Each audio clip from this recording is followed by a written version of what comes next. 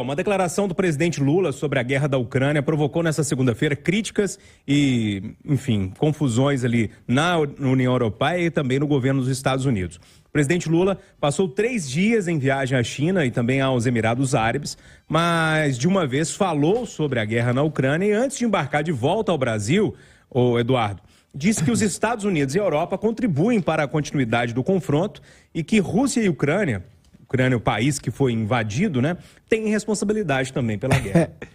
O Lula foi um cara que comandou o governo acusado de roubar muito. Assessores os mais próximos, como Palocci, devolveram fortunas. Aliados políticos devolveram fortunas. Foi preso, foi solto, deu a volta por cima, virou presidente e está quase prendendo o Moro, que o juiz que apurou tudo. É capaz dele achar que a culpa daquela roubalheira do Petrolão é culpa da Itatiaia, da Globo, dos veículos que divulgaram, e não do governo dele. Agora ele diz que a Ucrânia que foi invadida é culpada e que Estados Unidos e União Europeia que querem ajudar a Ucrânia também são culpados. Um de nós dois, como nós dois estamos com mais de 60, um de nós dois está caducando.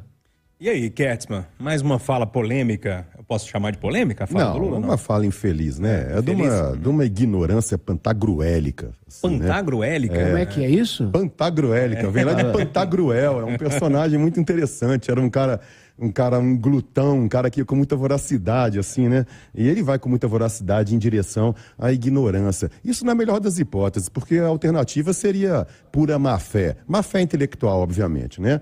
Porque, gente, querer responsabilizar a Ucrânia é querer que os ucranianos deixem suas famílias, suas propriedades, a sua pátria à mercê da Rússia. Responsabilizar a União Europeia e os Estados Unidos é a mesma coisa, querer que eles não dêem nenhum tipo de ajuda para a Ucrânia enfrentar o exército russo. Mas não me surpreende, o presidente Lula, historicamente, ele se alinha ao lado errado da história, né? É um cara que já chamou de amigo e irmão gente como Muammar Gaddafi, aquele cara da Líbia. Já chamou também como amigo e irmão o Mahmoud Ahmadinejad, aquele iraniano terrorista. É um cara que defende ditador e ditadura. Então, culpar o invadido pela invasão não me surpreende nada, não. Eu fico imaginando a turma da esquerda que xingou tanto o Bolsonaro quando ele foi lá visitar o Putin.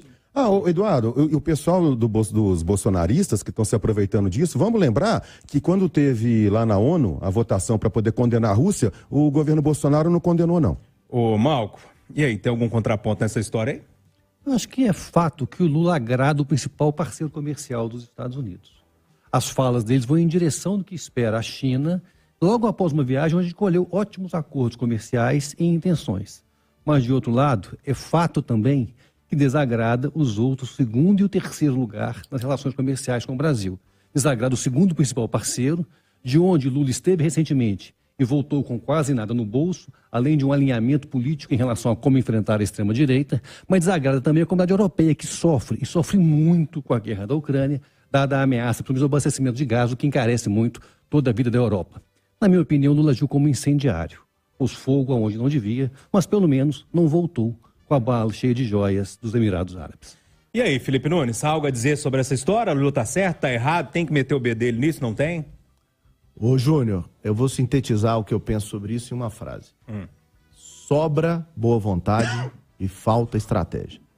Olha, o Lula nesse negócio já botou a culpa nos Estados Unidos, no Zelensky, no Putin, já se posicionou a favor e contra retiradas imediatas, já propôs que a Ucrânia liberasse lá a parte sul do país deles para a Rússia para acabar. Ou seja, está faltando estratégia. A boa vontade, acho que ela é bem-vinda, né? Ou seja, de fato, essa é uma guerra da ganância e dos absurdos. Quer dizer, quando a Rússia começa esse processo, olhando para como a OTAN está se posicionando, que é outro absurdo, né? É claro que a Rússia ia reagir. Você botar um monte de míssil na beira da Rússia, os caras falavam, vou ficar aqui esperando os americanos me invadirem. Foi o que os americanos fizeram na Guerra dos Porcos, lá em Cuba, lá atrás. Ou seja, o problema é que sobra ambição, sobra ganância e falta estratégia nessa conversa. Eu acho que a boa vontade de um país como o Brasil, de querer, sim, contribuir, acho que é bem-vinda.